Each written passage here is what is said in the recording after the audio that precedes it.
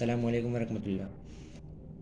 आज हम लोग अपना सेक्शन 2 स्टार्ट कर रहे हैं जिसका पहला टॉपिक है motivating workers. Talking about chapter wise तो ये हमारा 6 चैप्टर है मोटिवेटिंग वर्कर्स। सेक्शन का नाम पीपल इन बिजनेस है और चैप्टर का नाम मोटिवेटिंग वर्कर्स है। अच्छा, सबसे पहले हम बात करते हैं कि इस चैप्टर में हम क्या करने वाले हैं। इस चैप्टर में हम लोग काम क्यों करते हैं, क्या अर्न करने के लिए करते हैं, उनको जॉब सेटिस्फेक्शन कितनी चाहिए होती है, कौन कौन सी थ्योरीज हैं, किस तरीके से मोटिवेट किया जा सकता है, ये सब पढ़ेंगे। तो without wasting time we should continue. और सबसे पहले एक सवाल बनता है कि लोग काम क्यों करते हैं।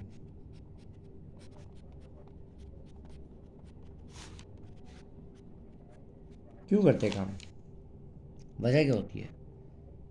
सिर्फ पैसा वजह नहीं होती, हमेशा याद रखना, हर चीज़ की वजह पैसा नहीं होती। यहाँ पे सबसे पहली वजह पैसा ज़रूर है मगर सिर्फ पैसे नहीं है। तो why people work to earn money, क्यों, ताकि अपने नीड्स एंड वांट्स को पूरा कर सकें। Second thing, security. भाई जो काम वो कर रहे हैं सही है, वो उस जॉब पे सिक्योर है, सिक्योर फील करते हैं कि नहीं करते, वरना वहां से काम छोड़ देंगे। सोशल नीड है काम करना, दोस्त बनते हैं सही है। एस्टीम नीड है कि आप जॉब के लिए इंपॉर्टेंट हो, ये फील होता है आपको। और साथ में जॉब सेटिस्फेक्शन, आप इंजॉय करते हो काम करते हुए। तो ये होती है कुछ मोटिवेशन वाली चीज़ है। अगर ये सब मिल रहा है तो well employee is motivated. But how to motivate a employee, ये चीज़ें हम इस चैप्टर में पढ़ेंगे। मोटिवेशन एम्प्लॉयज़ की ज़रूरी है और हमारे सिलेबस में ओ लेवल्स में 3 थ्योरीज हैं। थ्योरीज,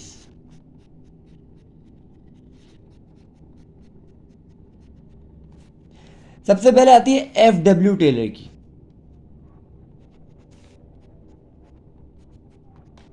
ये थ्योरी है मोटिवेशन थ्योरी, मोटिवेशन की थ्योरी है कि किस तरीके से मोटिवेट किया जा सकता है। भाई FW टेलर ये कहता है कि जो बिजनेस है ना, वो अपने एम्प्लॉयज को मोटिवेट करेगा सिर्फ पैसों से नहीं, बल्कि और बहुत सारी चीजों से। प्रोडक्टिविटी अच्छी होनी चाहिए,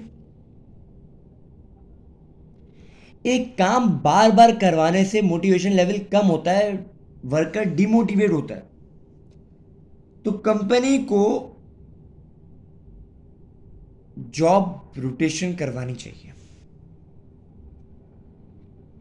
और तो और ये कहता है कि आप वर्कर्स को पैसे दोगे पीस रेट या टाइम रेट के हिसाब से, कि जितना उसने काम किया उतने पैसे उसके बनते हैं। इसकी वजह से कोई फारिग नहीं बैठेगा कि उसकी भाई फिक्स सैलरी है महीने की 30,000 रुपये, तो वो महीने में आए, अपनी आपने उधर क्या कहते हैं अटेंडेंस लगा दी और फिर चलेगा। जबकि एफ डब्ल्यू टेलर थ्योरी से हमें ये पता चलता है कि अगर उसने 30 आउटपुट्स तैयार किए तो उसको 30 की पेमेंट दे दो। उसने 2 तैयार किए पूरे महीने में, उसको 2 की पेमेंट दे दो। उसने 50 घंटे लगाए कंपनी में, 50 घंटे की पेमेंट दे दो। उसने 1 घंटा लगाया, 1 घंटे की दे दो। ये FW Taylor.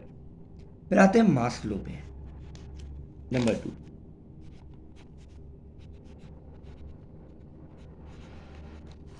Maslow theory, Ibrahim Maslow कहता है कि motivation of workers are divided into different levels. अलग अलग लेवल्स हैं जिस तरीके से मोटिवेट कर सकते हैं। सबसे पहली जो होती है वो होती है बेसिक नीड, उसके बाद आप जाते हो सेल्फ एक्चुअलाइजेशन पे।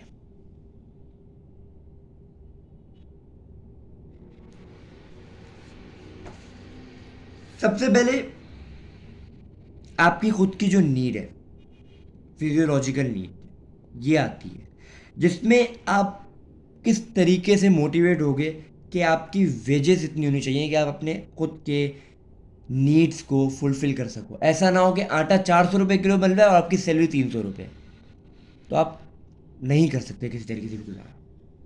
ये पहला स्टेप।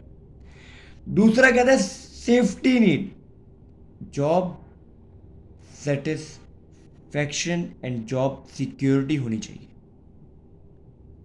तीसरा कहता है कि सोशल नीड होनी चाहिए। सोशल नीड से मुराद है कि कुलीग्स उसके सपोर्टिव होने चाहिए। मैनेजर्स ऐसा नहीं बोलेंगे तुम ये काम कर दो बस खत्म, समझाया नहीं, मैनेजर आके समझाए, मैनेजर आके बातचीत करे, फ्रेंडली इन्वायरमेंट हो। फिर वो कहते हैं एस्टीम। एस्टीम का मतलब कि रिकग्नाइजेशन मिलनी चाहिए भाई, ताकि पता चले कि आप इंपॉर्टेंट हो किसी कंपनी के लिए। फिर आती है सेल्फ एक्चुअलाइजेशन, जिसमें आपको प्रमोशन देनी चाहिए। ये मास्लो कहता है कि पांच चीजें जरूरी हैं। फिर आता है हर्सबर्ग।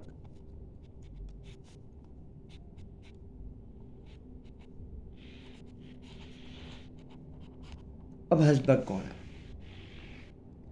इसने बोला सेटिस्फेक्शन दो चीजें, जो दो चीजों में डिवाइड है वर्कर्स की। पहला होता है हाइजीन फैक्टर, दूसरा होता है बेसिक एनिमल नीड्स, जो कि हाइजीन फैक्टर भी होता है, और दूसरा होता है उसके उसकी मोटिवेशन नीड। इन फैक्टर्स को कंसीडर किया जाए, दो चीज़ों में डिवाइड कर दिया। तो सबसे पहले हाइजीन फैक्टर की बात करते हैं। हाइजीन फैक्टर में ये कहता है कि भाई जॉब स्टेटस इसका अच्छा होना चाहिए, जॉब सिक्योरिटी अच्छी होनी चाहिए, और वर्किंग कंडीशन बेहतर होनी चाहिए।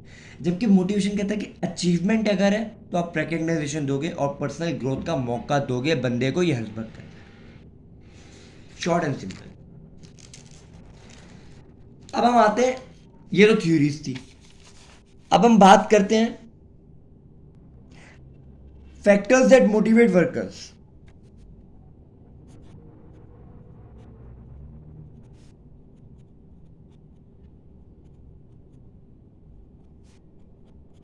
पहले हमने थ्योरीज पढ़ी 3, अब हम फैक्टर्स पढ़ रहे हैं। भाई फैक्टर्स दो चीजों में डिवाइड है, एक है फाइनेंशियल, एक है नॉन फाइनेंशियल। पहले हम डिस्कस करेंगे फाइनेंशियल रिवॉर्ड्स।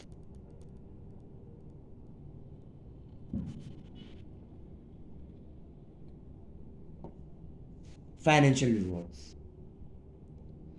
फाइनेंशियल रिवॉर्ड भाई कहता है कि भाई 3 चीजें। फाइनेंशियल रिवॉर्ड में सबसे पहली चीज जो आती है वो आती है वेजेस।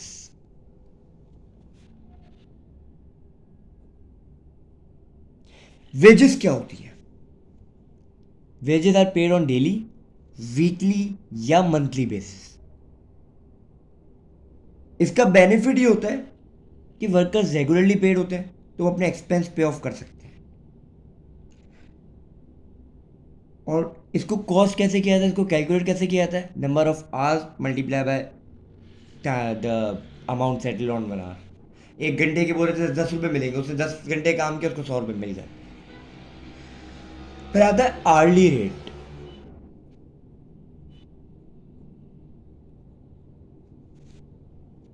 ये होता है पर आवर, कि आपको 1 घंटे के इतने मिलेंगे। वेजेस डेली बेसिस है, ठीक है, इतने दिन काम कर लिया आपने, इतने हफ्ते बाद पैसे मिल गए। जबकि आर्ली बेसिस जो आपके घंटों के हिसाब से कैलकुलेट होता है, सबसे ईजिएस्ट वे कैलकुलेशन का। इसके अंदर वर्कर जो है ना ओवर टाइम लेके पैसे ज़्यादा कमा सकता है ज़रूरत है तो। फिर आता है पीस रेट, जितनी उसने प्रोडक्शन की उतनी आप उसको पेमेंट दे दो। इसकी वजह से वर्कर कभी भी टाइम पास नहीं करेगा। वो बोलेगा यार मैं गेम खेलने से अच्छा एक और आउटपुट तैयार कर लेता हूँ, पेमेंट तो मिल जाएगी, पैसे तो आ जाएंगे, और ये बेहतर तरीका है। फिर आते हैं सैलरीज पे। Salaries are paid on monthly basis, fix amount होती है, फास्ट टू कंप्यूट होती है, और मॉडल वे है, लॉन्ग पे चेक वेट होता है। सैलरीज एम्प्लॉयड जो ओवर टाइम कर रहे हैं उनको नहीं मिलती, लेकिन कभी बोनस मिल जाता है इनकी जगह। तो बोनस से याद आया कि सैलरीज के बाद है हमारा bonus. Bonus is the additional amount given to a worker as a reward for good work. इसकी वजह से मोटिवेशन बढ़ती है, कंपटीशन बढ़ता है वर्कफोर्स के बीच में, और लेबर का टर्नओवर कम होता है। लेकिन इसके कुछ नुकसान हैं। इसकी वजह से जेलसी क्रिएट हो जाती है। भाई फॉर एग्जांपल एक काम है कि कॉन्ट्रैक्ट ले रहा है कंपनी से, दो वर्कर काम कर रहे हैं एक साथ, एक दोनों एक ही चीज पे काम कर रहे हैं। अब इन दोनों के दरमियान टर्म्स अच्छे नहीं होंगे, मिलके काम नहीं करेंगे,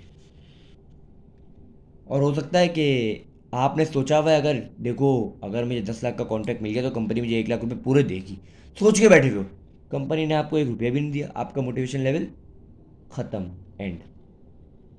तो ये डिसएडवांटेज है। फिर हम आते हैं फ्रिंज बेनिफिट पे। फ्रिंज बेनिफिट क्या होता है? ये नॉन फाइनेंशियल रिवॉर्ड होता है फॉर सीनियरिटी ऑफ जॉब्स। इसे पर्क भी कहा जाता है, perks. Non financial reward include car, firm के डिस्काउंट मिल जाते हैं उनको प्रोडक्ट पे, हेल्थ केयर पेड, कुछ कुछ पेट्रोल के रेट भी देते हैं, कुछ एजुकेशन फीस दे देते हैं, कुछ एकोमोडेशन दे देते हैं, कुछ पेंशन देते हैं, कुछ अब्रॉड ट्रिप्स दे देते हैं फ्री की। अब आते हैं नॉन फाइनेंशियल रिवॉर्ड पे।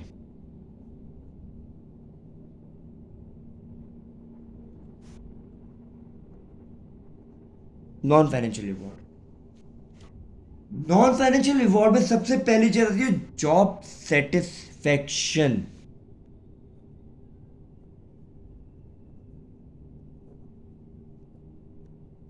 भाई जॉब सेटिस्फैक्शन जब तक नहीं होगी, डिमोटिवेटेड रहेगा बंदा।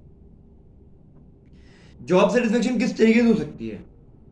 पेमेंट टाइम पे देना, वर्किंग कंडीशन बेहतर रखना, नॉन फाइनेंशियल रिवॉर्ड देना, वर्किंग आवर्स में काम करना, कुलीग्स के साथ मिलके काम करना, नेचर ऑफ वर्क कैसा है, लेवल ऑफ रिस्पॉन्सिबिलिटी क्या है, रिकग्नाइजेशन ऑफ गुड वर्क क्या है, ट्रेनिंग दी है कि नहीं दी है, जॉब का स्टेटस क्या है। ये सब एम्प्लॉय आइडिया लेते हैं, जिसकी वजह से जॉब सेटिस्फेक्शन होती है। कुछ तरीके होते हैं जॉब सेटिस्फेक्शन को बढ़ाने का, जैसे कि जॉब रोटेशन। एक बंदा था, उससे आप पहले पैकेजिंग कराते थे, आपने बोला बेटा आज से तुम मैन्युफैक्चरिंग करोगे, उसका सेटिस्फेक्शन लेवल बढ़ गया कि यार मुझे इन्होंने अच्छी पोस्ट दे दी। और जॉब इनलार्जमेंट, जॉब इन्वेस्टमेंट, फिर टीम वर्किंग। एक प्रोजेक्ट आ रहा है बड़ा, और टीम बना दी 5-5 बंदों की, तुम इस पे काम करो, तुम इस पे काम करो, तुम इस पे काम करो। ट्रेनिंग देना, of ground on ground training, आगे जाके पढ़ेंगे।